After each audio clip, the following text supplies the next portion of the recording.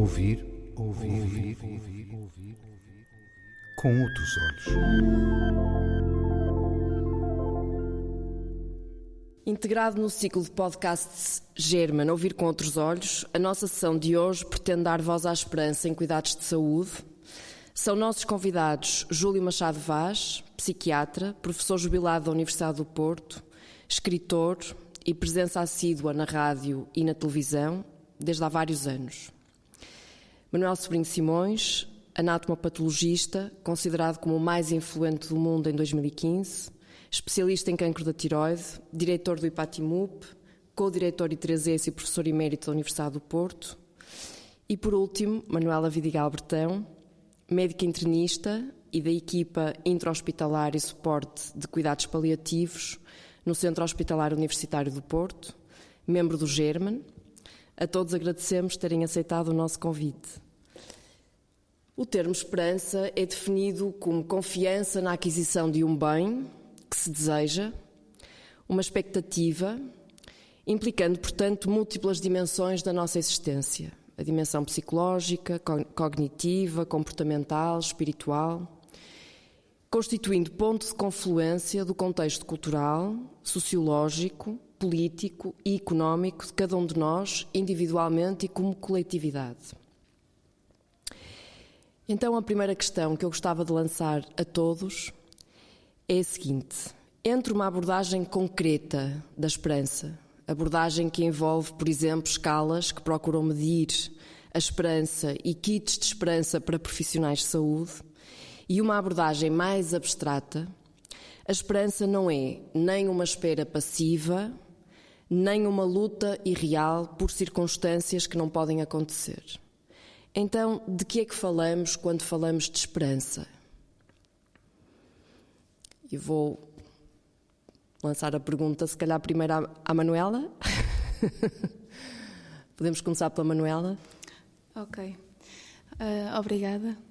Em relação à esperança, eu acho que provavelmente é das palavras mais corrompidas atualmente.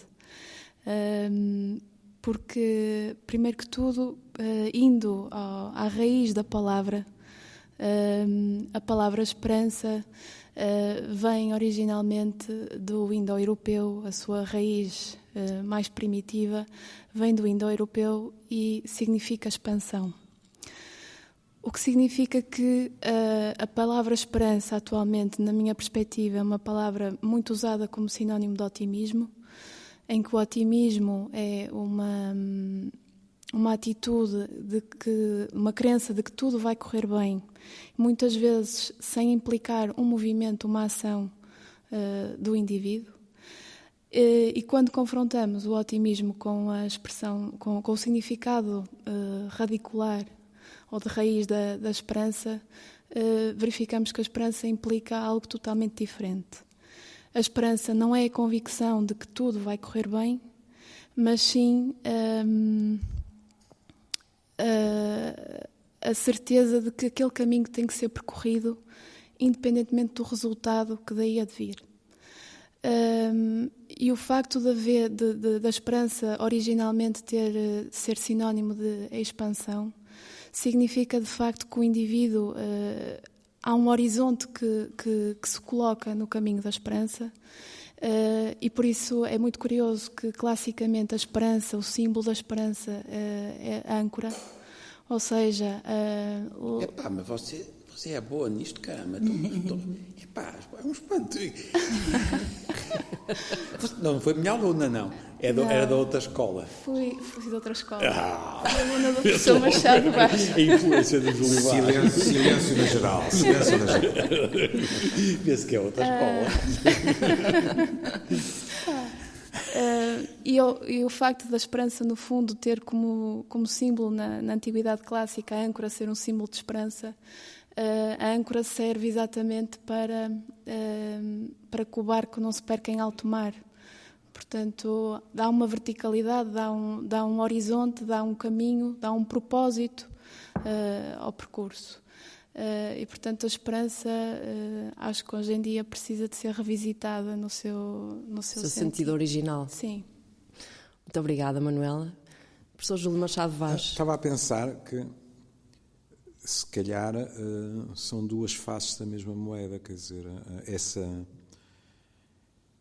essa demanda de revisitar um significado original e contextualizar, atendendo aos tempos em que vivemos, não é?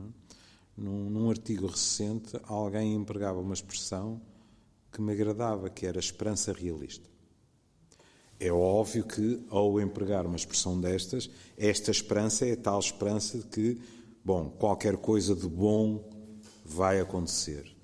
Mas, com o realista à frente, fica mais próximo daquilo, eu estou completamente de acordo, com aquilo que eu acho importante, que é não estarmos num registro, e isto também pode ter a ver com a nossa tradição judaico-cristã, esta Associação Livre, porque imediatamente vem-me a velha fé, esperança e caridade, não é? Nós temos realmente, muitas vezes, uma visão, uma audição da esperança, que é um bocadinho no registro da fé e da crença. Ter esperança é ficar quietinho, exatamente, ou uma epifania ou qualquer coisa. Eu estou quietinho, não é? Deus, o acaso ou a sorte vão fazer com que as coisas melhorem, não é? E por isso eu gostei desta expressão esperança realista, porque, por um lado, proíbe-nos, entre aspas, de estarmos naquele registro de amanhã o sol levanta-se e tudo está perfeito, não é? Não é assim que as coisas acontecem. E, por outro lado, penso eu, também há uma fímbria, uma sugestão de que é assim, ter esperança sim, mas depois as coisas também passam pela nossa participação. Não é? O que é o contrário da epifania, não é? Da estrada de Damasco, não é? Quer dizer, São Paulo não precisou de nada, não é? Quer dizer, Deus falou com ele e explicou-lhe que ele não estava no bom caminho. Sobretudo no contexto atual, em que, sendo eu psiquiatra, uma das coisas que mais me impressiona nesta evolução de 6 meses, digamos assim, não é? Na atitude das pessoas, é que no início havia uma espécie de esperança otimista e a curto prazo. Acaba o confinamento e, de uma certa maneira, não estou a falar do milagre trampiano, mas pronto, vem o tal novo normal. E hoje há muita fadiga nas pessoas e isso é perigoso, porque às vezes o que acontece é que as pessoas deixam de ter esperança. Porquê? Porque se cansam, porque amuam, porque não aconteceu o que elas pensavam e, portanto, deixam de construir o seu próprio presente e futuro próximo. E, portanto, nesse sentido, sim, eu estou de acordo. Aliás, ela sabe tanto, como Manuel dizia, ela poderá, por exemplo, explicar-nos que a interpretação clássica que nós temos e que é mais usual da velha caixa de Pandora não é única, não é? Há interpretações bem menos otimistas quanto ao facto de lá ter ficado a esperança, mas isso, claramente, ela é especialista da esperança. Lá voltaremos, Manuela. Vamos passar aqui ao professor Sobrinho Simões. Tem piada porque eu andava a discutir com o Dom Tolentino e o Dom Tolentino escreveu O Poder da Esperança e eu discuti por causa do livro dele e eu pus-me numa coisa muito realista, o estudo, o trabalho, a solidariedade, a comunidade, só coisas banais. Mas sempre dizia sempre, mas há lá, Dom Tolentino, também há a esperança. E ele, há 15 dias, no Expresso, fez uma coisa com graça, porque disse, não, atenção que esta coisa da esperança é preciso. Primeira coisa, não são expectativas, não confundam. A esperança não é expectativa. E depois disse, não, e outra coisa, e a esperança também não é o desejo. E eu fiquei à rasca. Para mim, a esperança é trabalho e depois é expectativa, porque eu não sou parvo, calculo as probabilidades. E, portanto, tenho desejos, isso é a mesma coisa, quer dizer, por exemplo, eu gostava muito de ter um Ferrari. E posso ter esse desejo, mas é pouco provável, e, portanto, não tenho esperança de ter. Percebem? Quer dizer, eu sou muito prático, não sou, ao contrário desses dois. E sejamos práticos, não é? Claro. Com a tua condução, seria quase pecaminoso teres um Ferrari, não é? Mas, enfim, Mas, e portanto, o que tem graça aqui é que ele depois levantou um problema com piada, que é a esperança ociosa. e que se prende agora com uma espécie que é outro lado da esperança realista, porque depois há um problema aqui eclesiástico e, portanto, da crença, da fé e tal, mas eu não sou assim, eu estou muito mais próximo de ti nesse aspecto, o aspecto realista, mas eu utilizo a esperança como portanto, reconheço que há quem tem esperança e que tem razões sempre fortes por razões que eu desconheço, mas que são a fé, a crença e tal. Acho sempre perigosíssimo do ponto de vista social, porque são sempre só na árvore, não é para a floresta. Quer dizer, um tipo que tem esperança, o gajo é como eu, quer livrar-se daquela porcaria porque tem esperança, mas não resolve a sociedade. Portanto, a esperança é muito pessoal. Portanto, não é facilmente transformada numa ideologia e muito menos num partido político. Aí, pela esperança, não. E, portanto, eu vivo muito nesta coisa do que é possível, desejar coisas que fazem sentido. As minhas perguntas são sempre muito mais de para quê do que porquê ou como. E, portanto, eu vivo de arranjar soluções para o dia-a-dia. Portanto, a esperança, para mim, é construída no dia-a-dia. Tem piada, por exemplo, a sua ideia da âncora, que para si é uma coisa de confiança e esperança. Eu, como sou de Vila Praia de Âncora, passo lá muito... É onde a gente depois foi... É sempre aquela história de uma moura que foi morta porque enganou o português. Não sei se esse é o muçulmano que enganou a português. É sempre assim. E há sempre uma âncora e ainda hoje está lá no fundo. Mas também há o restaurante. Claro. Que é bem mais agradável. Agora, o que tu disseste em relação a Dom Tolentino, isso, e por aquilo que já percebemos à minha esquerda, provavelmente pode elucidar-nos, porque a expressão esperança ociosa, a sensação que eu tive é que era naquele conceito, hoje em dia, perfeitamente maioritário, de que o ócio é qualquer coisa... Contra o negócio. Contra o negócio, mas eu continuo a privilegiar a noção do ócio como produtivo. Claro. Pronto, ok. Porque mas a palavra não é ociosa, realista. o adjetivo... É ócio, mas não é realista. É? Não é realista, é ócio. Porque é, de facto, simultaneamente o operador, o tipo, mas movido por alguma coisa. Estou a inventar o que o homem está a dizer. Mas quando o ócio é o espaço, por exemplo, do pensamento, isto também é produtivo. E isto era o conceito original de ócio, não é? Claro. Depois ficou completamente abastardado. Claro. É praticamente um sinónimo de preguiça, não é? Exatamente. Antes de passar a palavra à Paula, só queria lançar aqui o repto à Manuela, se queres falar um pouquinho sobre a Caixa de Pandora. Sobre o mito? Sim. Portanto, a Pandora, ela era filha de Atenas e foi, no fundo, Zeus propôs a Pandora, era uma mulher muito bonita, e propôs a Pandora, eu não me estou a lembrar do nome, era o irmão do Prometeu, e esse irmão do Prometeu, que eu não me recordo agora do nome, acho que era Epimeteu, casou com Pandora.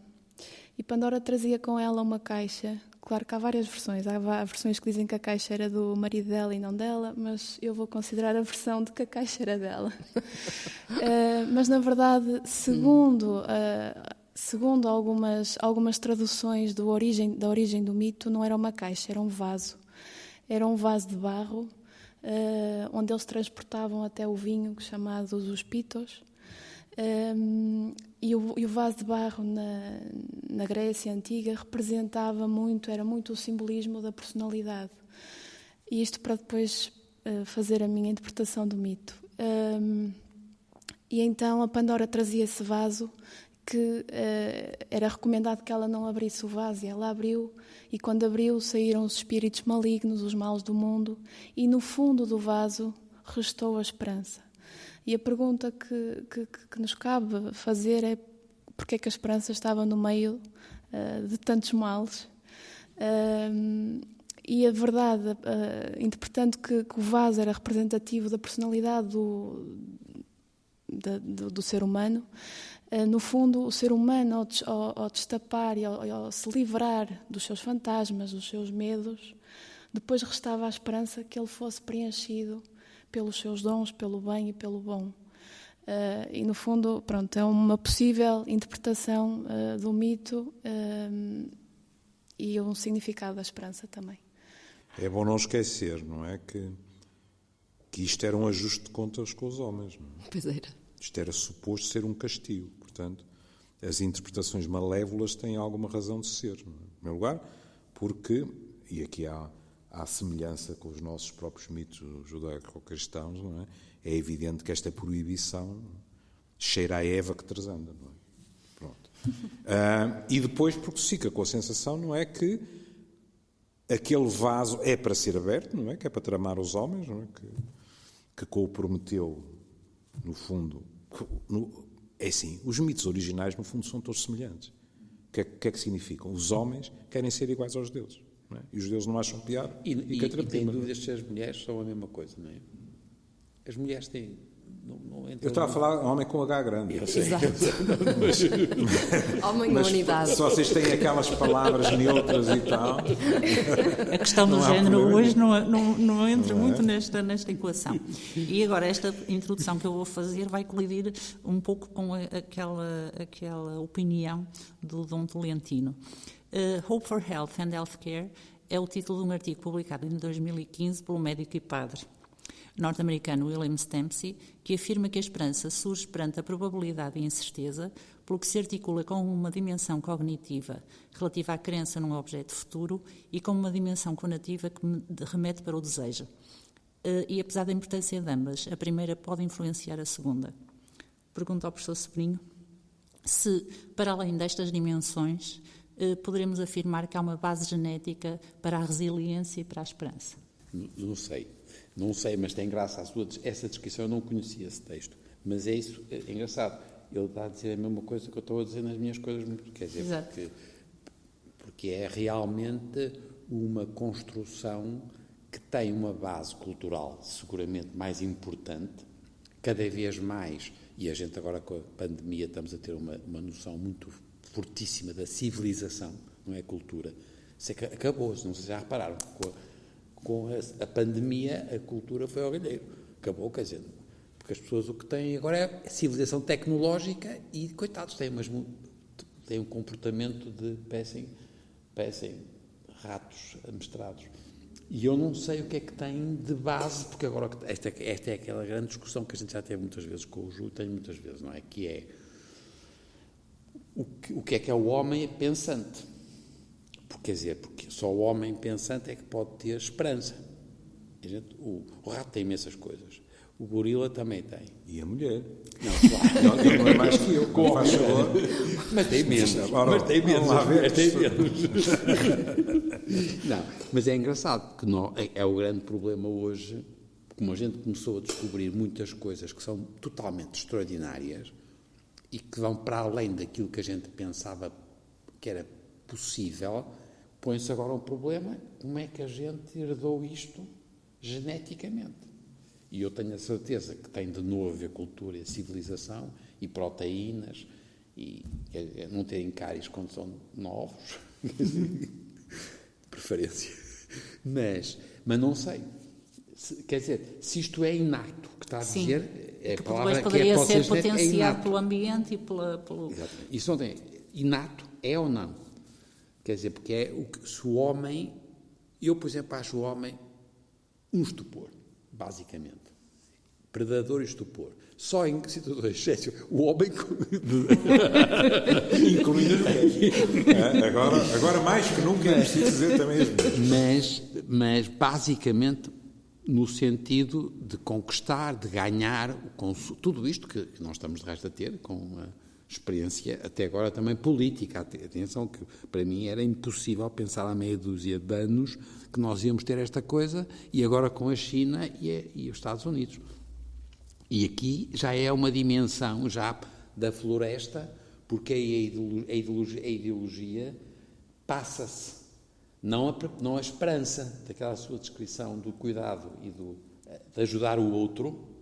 Aqui não é ajudar o outro, já é criar, no fundo, uma armada, que é o que nós temos. Hoje em dia a geopolítica tem inimigos militares, Podem não ser militares no sentido de esta bomba, mas se forem os... E eu não sei, mas é verdade, a sua pergunta é muito boa. Quanto é que vem, quer dizer, que estava cá, estava. Que os outros animais têm as mesmas manifestações, por exemplo, de instinto, de proteção, por exemplo, mas é só dos seus filhos, porque foi a memória, ao longo de muitos milhares e milhões de anos, que levaram a que aqueles animaizinhos fossem capazes de fazer isso.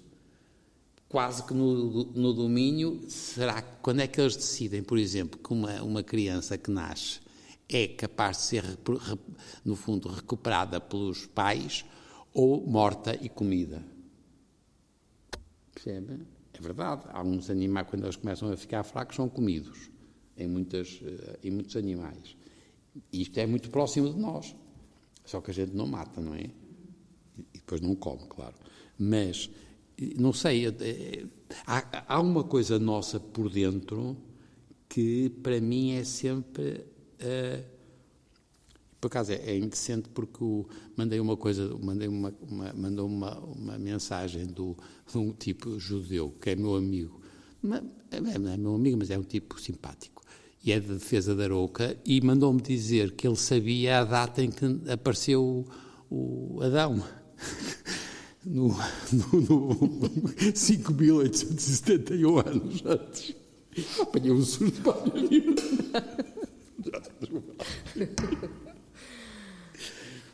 Mas é verdade, é um problema. Isso. E agora a pergunta para o Júlio. O horizonte de expectativas... Eu posso falar sobre isto também. Claro, evidentemente. Muito obrigado. Para os PSIs, colocar a questão entre o biológico e o cultural faz-nos sempre uma certa reação alérgica. Porque, com muita frequência, as duas coisas misturam-se. Por exemplo, em relação à esperança, eu estava a pensar, nunca tinha pensado nisso. O que não é nada especial. Há milhares de coisas em que eu nunca pensei. A esperança pode ser vista em termos psicológicos, e aliás o Manel teve mesmo à beira também de dizer isso, como uma forma de instinto de sobrevivência. No sentido de que, por exemplo, em situações de ameaça existencial, é provável que, se não houver um determinado reservatório de esperança em que nós pensamos esta situação, este contexto, não é eterno. Se calhar é difícil aguentar. E isso eu não me surpreenderia nada que fosse inato. Se calhar às tantas não é alheia aquela máxima de que a esperança é a última a morrer. Pronto. E se calhar, hoje em dia já ninguém o diz, não é por acaso que houve uma altura em que se dizia que uma mulher grávida estava de esperanças. É uma forma de sobrevivência como outra qualquer. Não é? Mas acho que depois a questão cultural também molda muitas pessoas, não é? Nós temos pessoas que por exemplo, para nós PSIs, e sendo nós animais de relação, algo que é consensual, o que é muito raro entre os PSIs, é que é muito importante que a criança tenha, no início, relações de confiança básica, porque isso permite-lhe depois ter alguma confiança em si e no outro. O outro com O grande para incluir toda a gente. Não é? Pronto. Quando a criança tem uma sensação de insegurança inicial, com muita facilidade, se vai transformar num adulto desconfiado, que põe muita reticência à proximidade psicológica, etc. E, portanto, há uma dimensão, digamos assim, que eu acho que também é aprendida. É curioso verificar, por exemplo, porque nós vivemos na medicina em geral, mas na psiquiatria neste momento, em particular, uma deriva biológica. Eu neste momento vejo com preocupação pessoas que chegam e dizem-me: olha, eu queria ouvir uma segunda opinião e tal. E depois, de repente, eu percebo que não é uma segunda opinião. A pessoa foi um colega meu que em 15 minutos a receitou. Grande parte das vezes, na minha modesta opinião, bem. Porque as pessoas levam uma receita e são antidepressivos ou ansiolíticos que eu teria receitado também. O que acontece é que a pessoa depois ouviu ou nem sequer ouviu, ou então ouviu uma frase deste género, e agora vou-lhe indicar um nome para uma pessoa que lhe vai dar apoio psicológico. Isto para mim é uma psiquiatria muito estranha, porque é uma psiquiatria que desagua em frases, e a frase que eu vou dar é uma transcrição literal, porque é pequenina e, portanto, eu consigo lembrar-me, em que a pessoa reivindicou um maior tempo de escuta e a resposta que ouviu foi: a depressão é um desequilíbrio biológico. Os seus níveis de dopamina, etc., estão baixos. Faz falta uma medicação. Pronto. Isto, em termos de clínica, para mim é assustador. Não é? E, portanto, é assim, não foram os psiquiatras, nem os anatomopatologistas, que inventaram uma expressão, por exemplo, que é, de repente, alguém que está numa situação limite, que se tem arrastado, a situação precipita-se. Ou, do outro lado, o mesmo alguém diz-nos: eu ainda gostaria de ver o nascimento do meu neto ou estar cá mais um Natal. E, curiosamente, a pessoa aguenta e depois, a muito curto prazo, vai-se embora. E os nossos colegas de medicina interna, de vez em quando, dizem-nos assim: isto foi-me dito em relação ao meu pai. Professor, eu acho que seu pai desistiu. Portanto, há dimensões dentro de nós que estão completamente afastadas do rigor científico, mas que os próprios homens e mulheres da ciência empregam por aquilo que observam e não conseguem explicar. Não é? E, portanto, nessas situações limites, se calhar vou-lhe dizer uma coisa que a vai escandalizar, eu não me admiraria que esperança ou qualquer outra palavra fosse o núcleo duro daquilo que está a manter aquela pessoa viva, que tem um objetivo, digamos assim, não é? E, tendo esse objetivo sido alcançado, a pessoa, entre aspas, pode-se dar ao luxo de partir, por exemplo.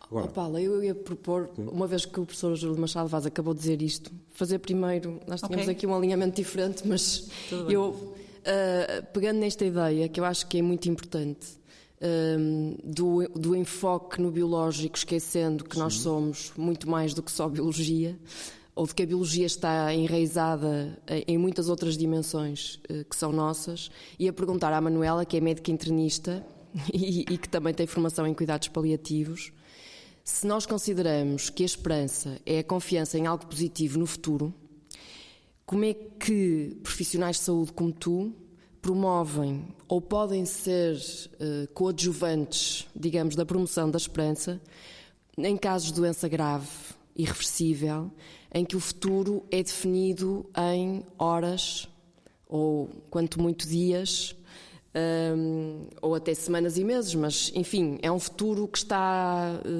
delimitado, não é? Na cabeça de quem está, na cabeça e no espírito de quem está doente.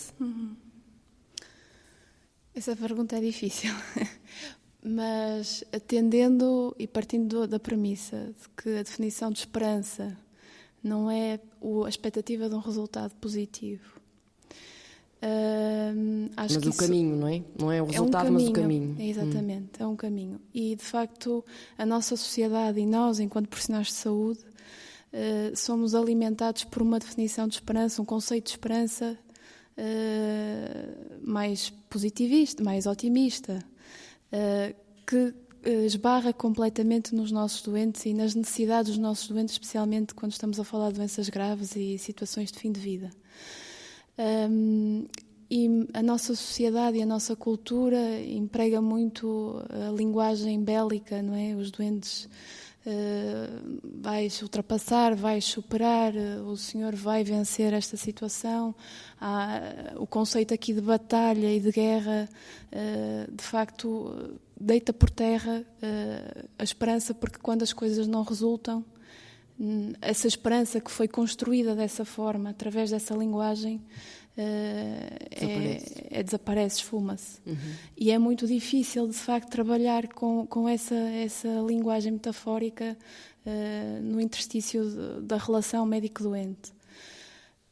a proposta será sempre tentar cultivar uma diferente perspectiva, que é, em vez da metáfora da guerra, a metáfora da viagem, do percurso, do caminho, de estar ao lado do doente, em qualquer que seja a situação, e não na expectativa de um resultado, e não na expectativa de um milagre ou de uma situação irrealista que vai claramente trazer mais sofrimento àquele momento que já por si é um momento de grande... E essa viagem tem a ver com sentido de vida? Tem a ver com o sentido de vida, exatamente. Tem a ver com a esperança, a tal expansão, ou seja, o tal desenvolvimento, o acompanhar o desenvolvimento daquela pessoa enquanto ser humano, porque durante este processo de doença grave as pessoas modificam-se, não é? E continuam. Vão evoluindo e vão descascando camadas de si próprias que em cuidados paliativos nós não tratamos só do corpo. Tem que ser uma visão muito multidimensional e acho que sim, acho que tem que ser por aí. Há aqui duas questões interessantes, que é a questão da metáfora, que nos dificulta muito a vida. Sontag escreveu sobre isso como ninguém. Vencer é uma estupidez. A doença como metáfora, não é? Quer dizer, Vencer, no cancro, no VIH, etc. E é um erro que é repetido, vezes sem conta, não é? E depois esta questão do sentido da vida, que nos pode levar longe. Porque podemos ter uma visão disto, o sentido da vida é a sobrevivência a todo o transe, ou o sentido da vida é, em situações como esta, tentar, também que mal, que haja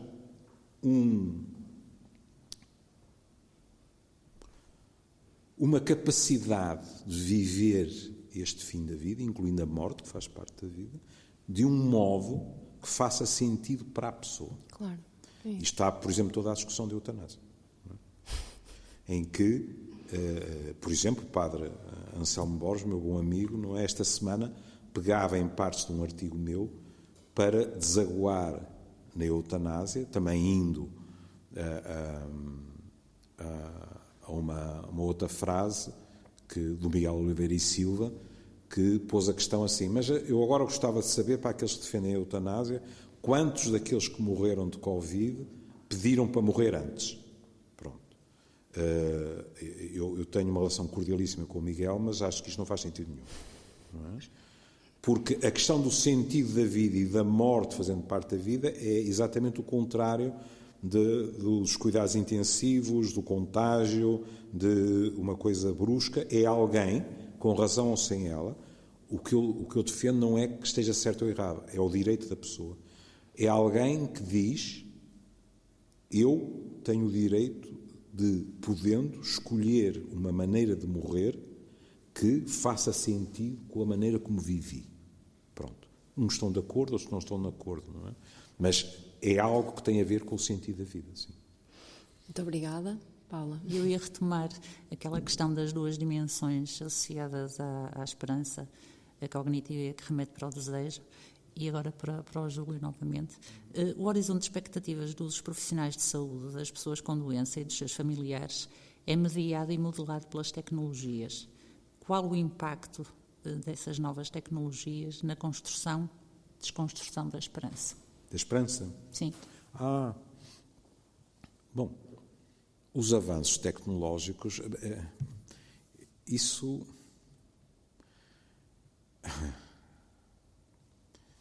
Pois, eu disse que ficava cá uma hora só. Se nós recuarmos, por exemplo, ao século XX, a medicina passou uma mensagem, agora vamos voltar ao início, não foi de esperança, foi de autêntica euforia. Porque a medicina, de uma forma explícita às vezes, mas muitas vezes implícita, passou a mensagem com o avanço da tecnologia e nessa altura nós nem sonhávamos com os avanços que temos hoje, não é? Mas a ciência vai vencer. E no caso da saúde, a todos os níveis. Eu lembro de um texto clássico em que um colega meu de saúde pública dizia: no limite nós podemos dizer que continuamos a recolher o lixo em Nova Iorque por uma questão estética, digamos assim. Porque nós vamos ter, e temos já, medicamentos que resolvem qualquer problema que possa ser provocado pelo acumular de substâncias, de ruidores, etc, etc. Não só à parte, por exemplo, esta confiança cega na ciência era partilhada, por exemplo, por Freud. Freud tinha uma confiança absolutamente cega. Eu nunca percebi isso, porque continuo a achar que há dimensões que estão para lá da ciência pura e dura. E que, portanto, seria até injusto pedir à ciência que um dia resolvesse problemas tão prosaicos como o velho quem sou eu, de onde venho e para onde vou. Pronto. Mas, a nível da sua pergunta, nessa altura, essa visão eufórica, como é evidente, extravasou da própria instituição, que, por exemplo, nessa altura caiu, na minha opinião, mas aqui ele é que pode falar, que houve a nostalgia de que os clínicos seriam todos investigadores também. E isso para mim foi trágico, na minha opinião, porque eu tive, por exemplo, professores que eram espantosos investigadores e eram terríveis clínicos e terríveis professores. E o inverso, não é? Mas a noção de que era preciso ser professor, investigador, clínico, tudo ao mesmo tempo. E isto extravasou. E, portanto, criou uma expectativa, aqui mesmo expectativa, não vale a pena falar de esperança, uma expectativa na população geral de que vem aí uma idade de ouro. E não veio. Nós tivemos avanços brutais, mas, por exemplo, aconteceu uma coisa, que é, entramos na era das doenças crónicas, que, como o povo diz, não matam, mas morrem. Ou, como se dizia em Barão do Corvo, quando eu lá estava, há 40 anos atrás ou mais, ao setor isto só com banhos de terra fria. Isto veio, em teoria, na prática tem sido muito mais lento, mudar completamente o paradigma. Porque, de uma euforia curativa, a medicina teve que fazer uma cura de humildade e perceber que não se podia atirar pela janela ou cuidar. E isto tem sido muito penoso para os jovens médicos, porque na formação eles foram muito mais formados no paradigma curativo do que no cuidar. Mas a medicina no seu todo, como corpo, tem tendência para relegar o cuidar para outras profissões, a enfermagem, a psicologia, etc., não é? E, portanto, se quiser, nós estamos... Olha, isto é uma palavra de esperança. Nós estamos neste momento a arrepiar caminho e tem sido duro, tão duro, que, e mais uma vez o Manel é a pessoa ideal para falar disso, há inúmeras faculdades de medicina pelo mundo que tiveram que instaurar disciplinas sobre relação médico-doente. O que, em princípio, é surpreendente. Que, às vezes, é preciso estar a ter uma disciplina só para ensinar isso. Porque com a tecnologia, vou dizer o que disse no início, abençoada tecnologia. Quando eu entrar na urgência, quero toda a tecnologia disponível para mim. Quando eu estiver numa doença grave, quero tudo da tecnologia, exceto encarniçamento terapêutico, isso é outra coisa, não é? Quero tudo, mas com a tecnologia nós chegámos a pontos que, para mim, eram impensáveis, como, por exemplo, colegas nossos escreverem artigos. Estou a lembrar-me de um colega nosso de Zurique, que escreveu um artigo muito interessante, porque tinha ao mesmo tempo o artigo e o seu contraditório, por duas colegas, duas médicas do serviço dele, que escreviam no mesmo artigo que ele não tinha razão nenhuma, em que ele diz: a tecnologia vai nos permitir resolver todos os problemas mais algum, incluindo o acompanhamento, isto agora é o reino dela, o acompanhamento até à morte, porque os pacientes não terão dúvidas quanto a conflitos de interesses, estarão certos da isenção dos programas, e os programas têm uma capacidade extraordinária de manter uma conversa empática com o doente, o que é um conceito de empatia extraordinário. Mas o que era mais horripilante na argumentação é que ele era coerente e, portanto, chegava a um ponto do texto em que ele dizia: os médicos humanos, para percebermos bem, quando ele estava a falar dos médicos já não humanos, não é? E, portanto, é assim, eu penso que a medicina tem estado, e está, numa encruzilhada. Mas lembram-se de... Há filmes que resistem muito bem ao tempo. Lembram-se de 2001, Odisseia no Espaço. Não é? Quando ele desliga o computador, ele humaniza o computador. O computador, à medida que vai sendo desligado, começa a ter recordações. Começa a lembrar-se do engenheiro que o programou, dos primeiros testes, dessa coisa toda, etc, etc, etc. Não é? E isso é muito bonito, porque ele projetou a dimensão humana no computador. Mas nós isso não podemos pedir à tecnologia. Por exemplo, nós temos uma discussão deliciosa mensal na nossa tertúlia com o engenheiro Oliveira Dias, que tem uma fé inabalável na tecnologia, e nós dizemos sempre ao seu professor, ao seu engenheiro, nós podemos instilar todo um trajeto de vida num computador, com todas as memórias que nós não temos das nossas próprias vidas. Há uma coisa que é impossível instilar no computador, é que ele não as viveu realmente. O computador, por exemplo, não é capaz de entender a ambivalência. Nós somos um bicho que gosta de uma pessoa e não gosta ao mesmo tempo. Isso vai contra toda a lógica, por exemplo, da tecnologia. Não é? Se em psiquiatria, por exemplo, algumas das coisas que eu ouço de um membro de um casal, em que durante 45 minutos não encontra uma qualidade no outro. E eu hoje tenho 40 anos de clínica. Mas há 40 anos atrás havia uma pergunta na minha cabeça, que é: mas como é que é possível pensar isto de alguém e não ter optado por uma das duas hipóteses, o divórcio ou o assassínio, não é? Aquilo, para mim, era muito estranho. Mas é que, ao fim, eu sempre ensino aos meus alunos, não é? Têm que estar preparados, porque se perguntarem isso, tem lógica, mas porquê é que não se separou? Às vezes a resposta é porque gosto dele. E, ao mesmo tempo, pensa tudo aquilo, não é?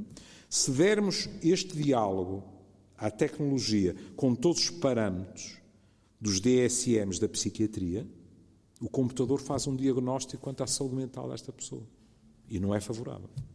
Acha que esta situação de pandemia, em que simultaneamente nós todos desejamos que a tecnologia funcione, e não estou a falar já da vacina, mas da tecnologia para minimizar o sofrimento das pessoas, acha que há essa ambivalência que falou agora, da necessidade, por um lado, do desejo imenso que a tecnologia funcione e, por outro lado, a esperança que todos consigamos passar ilesos relativamente a esta situação?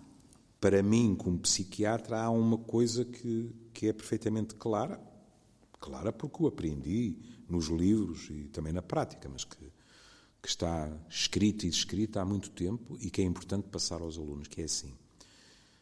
Mesmo partindo do princípio que de hoje para amanhã teríamos ou um tratamento 100% eficaz, ou uma vacina 100% eficaz, já sei que depois é preciso produzir a vacina, distribuir a vacina, mas tudo isso está feito, não é? E que nós falaremos deste vírus, como, curiosamente, eu tenho ouvido falar do vírus da gripe A, que nos teve todos em pânico, e de vez em quando, hoje em dia, eu ouço: olha, fulano teve gripe A, felizmente não era Covid. É curiosíssimo, não é? Pronto. Porque depois vem sempre algo pior. Mas há algo que tem que ficar clarinho como a água, em termos psicológicos. É muito provável que a situação esteja resolvida, digamos assim, e as consequências psicológicas vão permanecer. Porque situações como stress pós-traumático, etc., sobretudo se não atalhadas cedo, 4, 5, 6 anos depois, continuam a manifestar-se. O que é que eu estou a dizer? O stress pós-traumático de muitos dos nossos soldados da guerra colonial duram até agora, não é? Professor Sobrinho, quer fazer algum comentário relativamente às tecnologias? Pois, eu ia exatamente, porque partindo desta ideia de que a medicina tem sido muito focalizada, ou tem estado muito mais focalizada na ciência e na tecnologia e menos na relação médico-doente, e de tal forma, e a Manuela depois também pode comentar se quiser, de tal forma que há unidades curriculares que são criadas especificamente para esse fim, e nessas unidades curriculares os estudantes dizem até que enfim que nós estamos a falar daquilo que nos interessa verdadeiramente e que nos fez escolher o curso de Medicina, na sua maioria, não diria todos, mas na sua maioria. Enquanto professor de Medicina, o professor Sobrinho Simões, o que é que... Então é assim, vamos lá ver, é preciso ter cuidado porque o problema do ensino é um problema per se e gravíssimo. E atenção, e não sei como é que a gente vai resolver isso, como é que a gente vai fazer médicos, porque dá um trabalhão e não tem recompensa, e portanto, atenção. Portanto, porque o que o Júlio estava a dizer, e é verdade, e tudo isto tem muita piada, porque o que nós esticámos foi a longevidade, e nós conseguimos, no fundo, foi o desenvolvimento tecnológico que fez, foi que esticou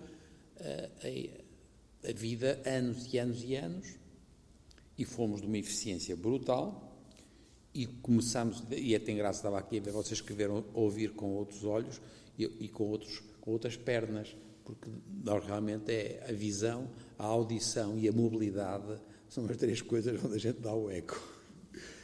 Eu dei nas três. Há alguns pernas não dá. Tu ainda eras novo e já tinhas uns joelhos que era uma miséria. Aconteceu, mais cedo. Mas, portanto, para mim essa parte é indiscutível, quer dizer que nós esticámos isso, ele já disse, as comorbilidades são uma tragédia e vão ser cada vez maiores, como é que nós vamos lidar com isto? E nós somos bons, porque o que ele estava a dizer tem graça, porque ele estava a dizer muitas coisas que tem toda a razão, e de certeza que ela como médica internista ainda pensa melhor que vocês, porque eu, de certeza, do que eu, vocês pensam muito melhor que eu. Mas os tipos, já havia médicos no terreno. E esses médicos, apesar de tudo, perceberam que uma das coisas era aumentar a capacidade do domicílio, era não trazer as pessoas todas de Mirandela ou São João de cada vez que tem uma chatice.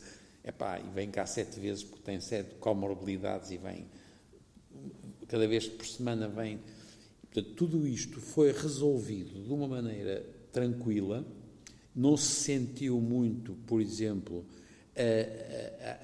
o aperto da sociedade, dos médicos e dos enfermeiros e dos técnicos, porque nós tínhamos uma qualidade do nosso ensino nas ciências da saúde excepcional, porque eu nunca percebi o resto porquê. Porque é que nós éramos melhores do que merecíamos, se calhar.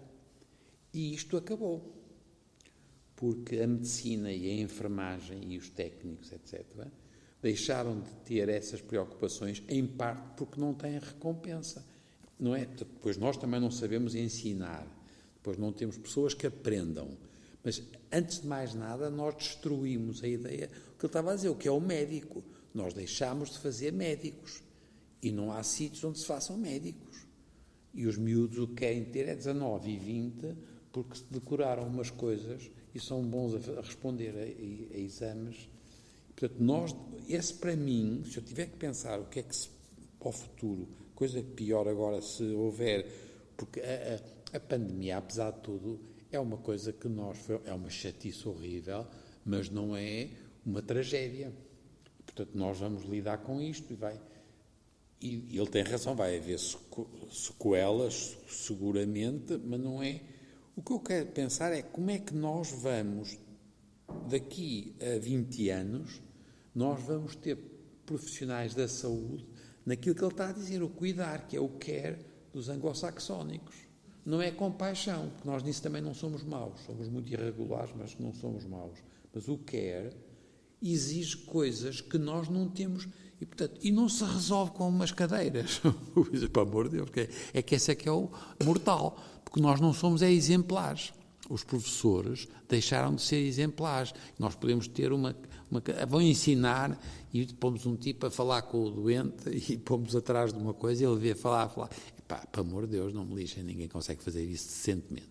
E, portanto, para mim o grande problema da evolução da sociedade na área da saúde, do cuidar, que vocês estão a dizer, os cuidados, o ouvir com outros olhos, saber que eles vão ver pior e vão ouvir pior e vão cair mais, etc.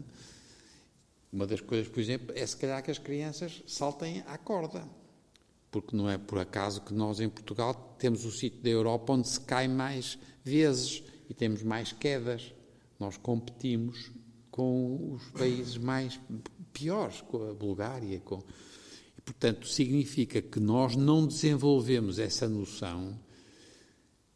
E aquilo estava a dizer que tem graça para o juiz dizer, e nós nem sequer são os médicos que tomam conta do cuidar. É verdade que eu, por exemplo, fui a Beja discutir com as enfermeiras por causa das cáries. Eu andava com a mania das cáries e eu irrita-me a maneira como as crianças são tratadas em Portugal. E, portanto, havia umas enfermeiras em Beja que fizeram um projeto espantoso de cuidado, que é acabar com a cáries. Mas não são médicos, como ele está a dizer, porque já não há, mas também não há pessoas que sejam capazes de ensinar. Percebe? Isso é outro problema. Claro, mas então... Então é capazes de ensinar o cuidado? Sim. Pelo exemplo? Claro, mas já não temos. Não há, percebe? Não há pessoas que tenham, quer dizer, temos nos nossos segmentos de atividade, resolvemos a coisa parcelar, mas não somos capazes de ser médicos. Há coisas curiosas, por exemplo, se não houvesse noção dessa dificuldade, porque é que se teria criado, penso que a partir de Stanford, mas não garanto, uma sociedade internacional de bedside medicine? Quer dizer, a pessoa pensa assim, quer dizer, uma sociedade de medicina ao pé da cama do doente. Porquê é que isso é preciso? É preciso porque nós temos artigos, hoje em dia, a dizer que as velhas raposas da clínica chegam de manhã e dizem aos internos, vamos passar a visita. E os internos sentam-se ao computador e o computador cospe tudo o que aconteceu durante a noite. O que vamos ver, isto não tem nada a ver com a idade do ouro e com uma visão romantizada do passado. Porque eu e ele ainda passámos visitas em que havia gente que dizia vamos ver a cirrose da cama 6. Não era a pessoa que lá estava, era a patologia que lá estava. Não é? Não é dar a entender que no passado era tudo ótimo, não é? Mas esta noção é uma noção muito complicada. Porquê? Porque depois a saúde passa a ser uma espécie de conjunto de parâmetros que estão entre intervalos de normalidade. Se tudo aquilo estiver normal, então aquela pessoa tem... Ora bem, isto leva-nos para outras questões, que é, dor não é sinónimo de sofrimento. Isto é de tal maneira agudo que há colegas nossos que, em relação e muito bem, em relação às análises, um tipo apanha um susto com uma coisa qualquer e eles, com aquele cuidado que já nos reservam, não é? O velhote ainda cai aqui redondo e tal. Sr. professor, muita calma. Trata-se de doentes, não se tratam análises. Porque é preciso passar este tipo de mensagem. Em relação ao que ele dizia da clínica, por exemplo, neste momento, os artigos que leram nos Estados Unidos, não me admira que esteja a acontecer noutros países. Há gente que se está a reformar e no dia seguinte está a ser contratada como consultor clínico.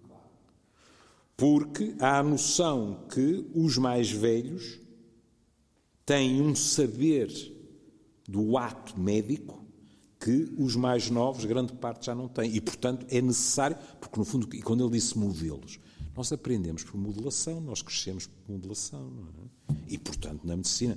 O que é assustador para nós, lá por ser jubilado, não me estou a pôr de fora, para nós professores de medicina, o que é assustador é termos inquéritos, e, aliás, você disse-o há bocado, termos inquéritos em quem entra para a medicina, em que o curar e o cuidar estão no espírito daqueles alunos. E fazemos inquéritos no fim do curso e eles já estão convertidos ao curar e à noção de que o cuidar não tem a ver connosco. E isso é que é muito triste. Daí que, por exemplo, haja experiências como, por exemplo, pôr alunos durante X dias a viver nas condições dos doentes. E os resultados são extraordinários. Eu outro dia li um artigo em que, eram os próprios alunos a falar, em que o aluno dizia, eu achava que humanizar a enfermaria, que era pôr flores e uma televisão para cada cama, agora descobri que não, é que eu às 2 da manhã toquei a campainha e não apareceu lá ninguém. Eu senti-me completamente sozinho, não é? Portanto, pôr o próprio aluno a experienciar o que é a vivência do doente é logo como outra coisa, que é os alunos, e depois nós, como é evidente, mas desde logo os alunos, têm que sair das faculdades, dos hospitais escolares, etc., desde muito cedo. É evidente. Porque a medicina do futuro ou é cada vez mais enraizada na comunidade e em colaboração com a comunidade, que também são agentes de saúde, ou então está feito. Ou não há esperança. Manuela, eu ia passar para ti só para tu dares o teu testemunho, que não é só... que tu também dás aulas no ICBAS, e, portanto, gostava que desses o teu testemunho relativamente à questão da formação e da esperança na formação de médicos que possam e que saibam cuidar e não apenas curar. Obviamente que concordo com tudo o que foi dito. Há uma coisa que se calhar acrescentaria, que é em relação à forma... Eu acho que não é só a faculdade em si, eu acho que a própria sociedade, eu acho que nós, enquanto cidadãos, acho que vivemos pouco a vida, estamos pouco próximos do que realmente é a vida. E os estudantes de medicina, quando entram, vêm como se tivessem vindo de uma torre de marfim, no fundo... É um pouco isso, e entram no ambiente da faculdade, é um ambiente exigente, de grande estudo, portanto continuam isolados do mundo real, e depois, quando chegam ao hospital, quando fazem a transição para o hospital, eles não têm recursos individuais, da própria vivência, da própria experiência pessoal, para saber colocar-se no lugar do outro, para saber entender o sofrimento, o alcance do sofrimento e as consequências desse sofrimento e como amparar esse sofrimento. E por isso não me espanta nada que no final do curso eles se perspectivem muito mais como não cuidadores. Que cadeira é que dá no ICBAS? Eu dava a semiologia, neste momento estou integrada na unidade curricular de cuidados paliativos. Pronto. É importante, isso é crucial. Sim. É porque o Júlio está a dizer, é o inclinar. A gente tem que o clínico é o que se inclina. Claro. E se a gente não... porque o Beto sei, na cama, quer dizer, a gente não tem experiência. Eu estou à vontade, porque foi a razão porque eu não passei para eu não gostava. A tua relação médico-doente é fácil, porque do outro lado não piam, não é? Então a esperança Por reside aqui incapacidade minha, por incapacidade.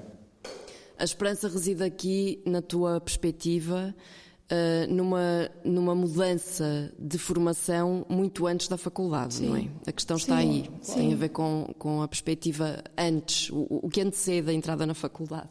E depois piora com a seleção dos alunos com notas muito altas, disparatadas, à custa de truques, etc. Isso, durante muito tempo, foi péssimo. Portanto, a ideia de que quem ia para a medicina era porque tinha notas muito altas, fez umas máquinas e umas fábricas de fazer professores. Os professores é que faziam depois os alunos antes de chegar à medicina. E, como sabe, era uma tragédia. Portanto, nós tivemos muita culpa na seleção. Quer dizer, uma coisa que, por exemplo, ao contrário do que se passou, por exemplo, no Canadá. O Canadá tinha vantagem se a pessoa já tivesse sido enfermeiro ou enfermeira. Portanto, as pessoas que já tinham um curso anterior e uma experiência profissional era selecionada sobre os jovens médicos, porque havia a ideia que os tipos que chegavam lá com muitas boas notas, muitas vezes eram um disparate do ponto de vista da sua... Os menos capazes de cuidar. Não, o Canadá tem, por exemplo, uma experiência extraordinária em Montreal. Claro. Em que os próprios doentes fazem parte da equipa que determina o currículo, ensinam determinados módulos, etc. E tal. Pronto, isso... Há uma riqueza, digamos assim, de formação que é inestimável. É de lá também que vêm estudos de medicina narrativa importantes. Claro, está a ver. Paula, queres passar para a outra questão e depois fechamos? A última. É a última. Para todos? Pois, se calhar. Começamos com todos e acabamos com todos. Tendo em conta os desafios que enfrentamos na área da saúde, da educação, do ambiente, como se posicionam face ao futuro? Que esperanças e que desesperanças vos suscitam estes desafios?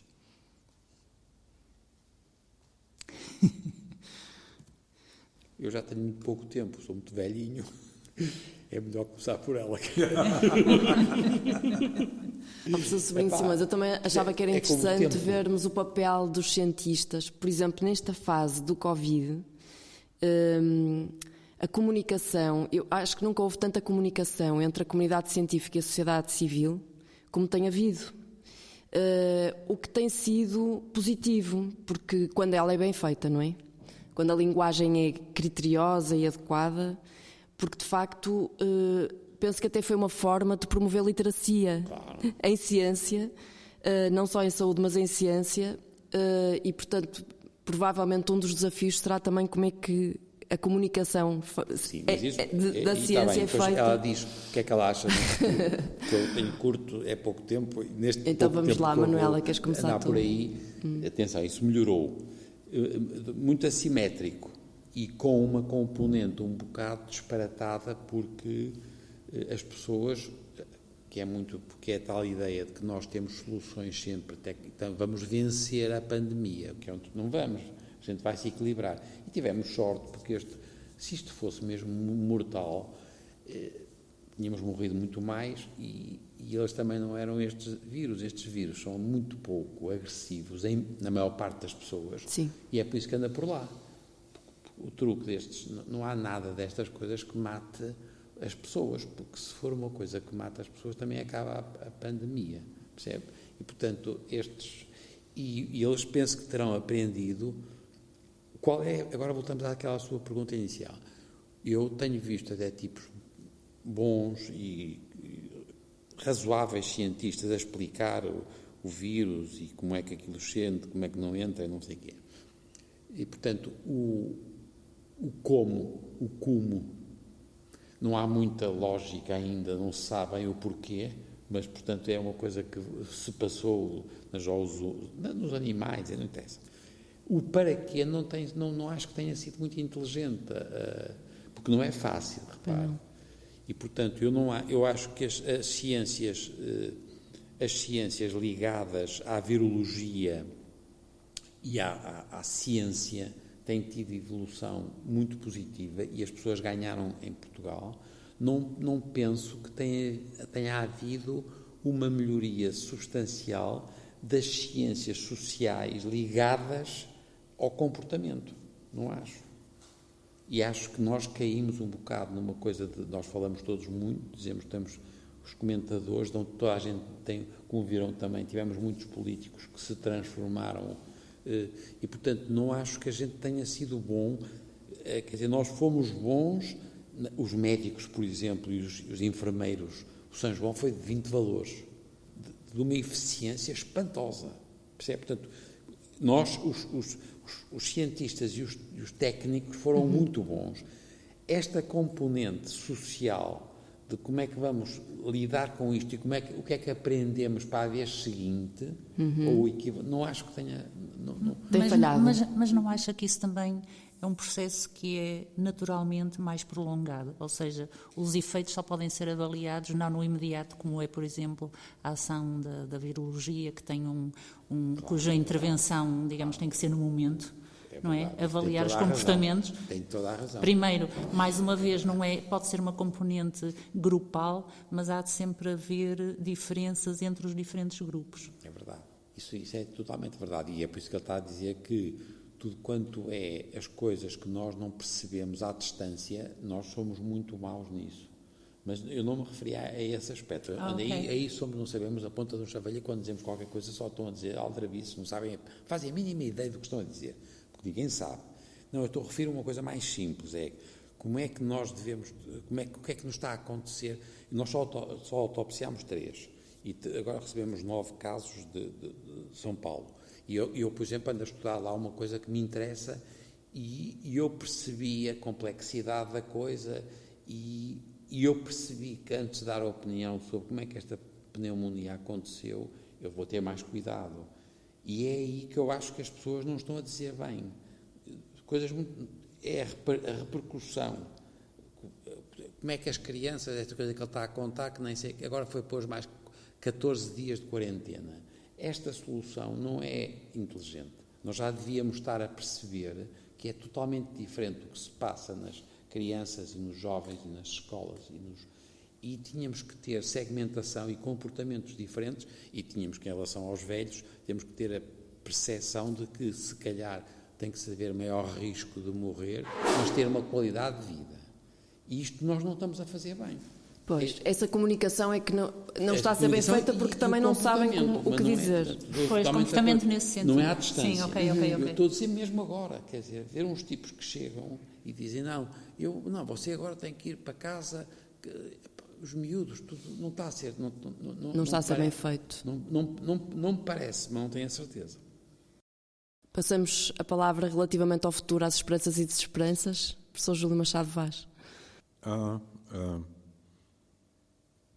Bom, a história não é de molde a tornar-nos muito otimistas, não é? Nós temos uma sólida reputação, temos fama e proveito, não é? De, assim, desculpem falar à moda do Porto, assim que deixamos de estar trilhados, parecemos-nos horrivelmente com o que éramos antes da crise, não é? Embora todas as crises sejam oportunidades, nós não as desejamos, as crises são oportunidades. Portanto, se tudo corresse lindamente, nós íamos ter daqui para a frente diferenças comportamentais, e isso eu estou convencido que sim, em termos de comportamentos tão simples como a questão de lavar as mãos, como nós somos latinos, não vai ser possível transformar-nos em suecos de um momento para o outro, nem é desejável, mas enfim, há alguma maior circunspecção. Agora, não me admiraria nada que, uma vez ultrapassado este aperto, nós voltássemos ao individualismo feroz, que é típico numa sociedade como a nossa, capitalista, não é? E a ideia de... A palavra é mesmo essa, não é? A ideia da necessidade de um altruísmo social, porque nós somos responsáveis por nós e pelos outros, não é? É algo que leva tempo. A minha dúvida é se vai desenvolver ou se pura e simplesmente caímos nos mesmos erros. Os exemplos práticos, às vezes, são muito úteis, que é... Outro dia alguém dizia-me, agora com esta questão do vírus, outro dia, e já me aconteceu a mim também, diga-se de passagem, outro dia eu chamei o elevador e quando se abriu a porta do elevador, estavam duas pessoas lá dentro, o elevador é pequeno, sem máscara, e eu dei um passo atrás e disse, onde eu vou a seguir e tal e tal. Mas depois fiquei a pensar noutras coisas. E então a pessoa estava a dizer com toda a razão, que é, nós ao mesmo tempo observamos a organização de grupos de vizinhos mais jovens, que vão de porta em porta aos mais velhos dizer o que é que precisa do supermercado, nós trazemos isto, e refeições, tal, não é? E ao mesmo tempo pessoas que nos dizem, isto fez-me ver, por exemplo, que vivi 10 anos num bloco de apartamentos e não fiz um amigo. Eu cumprimento as pessoas nos elevadores, mas algumas nem sequer sei se moram lá ou são visitas, não é? Portanto, quer queiramos, quer não, nós não temos uma sociedade solidária, em termos gerais. Com todas as exceções que conhecemos, não é? Mas não é uma sociedade em que naturalmente nós pensemos no bom comum. Portanto, qual é a visão boa disto? É o susto ser de tal ordem que determinados laços comunitários voltem a ser tecidos, digamos assim, e nós tínhamos a noção de coletividade de novo, não é? Qual é a má hipótese? É nós voltarmos a cair nos erros do passado, que é assim que as coisas aliviam a cada um por si. Qual é a sua convicção? Bem, como Manel diz, não é? Com a idade que nós temos, um tipo perde um bocado a vergonha de dizer qual é a convicção, porque se nos enganarmos já que não estamos. A minha convicção é que vamos repetir os erros do passado. Eu sou mais nova e concordo. Pior para si, pode enganar-se, mas é a boa aposta, sabe?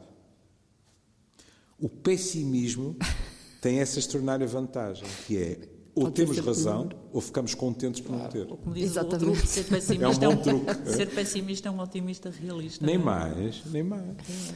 Manuela, esperanças e desesperanças em relação ao futuro, enquanto médica, jovem? É assim, a única não, mas provavelmente o principal desafio da esperança no contexto da saúde, acho que é mesmo não termos uma esperança adoecida, ou seja, não sermos passivos. Nós, enquanto profissionais de saúde, termos uma atitude de mudança, uma atitude de querermos alterar aquilo que realmente consideramos e identificamos que não está certo, e não apenas aceitar, não é? Não sermos otimistas ou pessimistas de forma a aceitar de forma passiva as situações, mas tentarmos sim concentrar-nos num horizonte com um objetivo de tentar mudar a saúde de alguma forma. Eu acho que esse é o principal risco que eu vejo neste momento, é a passividade. Que, no contexto de uma sociedade materialista, não é? De uma sociedade que, no fundo, em que os hospitais e as instituições de saúde trabalham por objetivos muito específicos e em que determinados valores e determinados valores que deveriam ser postos em causa e deveriam ser colocados, chamados à razão, são esquecidos. E a passividade, uma esperança adoecida, vai ser conivente com isso. Eu acho que esse é o principal desafio. Esperemos que a esperança não adoeça. Vamos fechar? Sim. Queremos agradecer mais uma vez à Manuela, ao Júlio. Tenho que dizer ao Manuel, se não parece mal.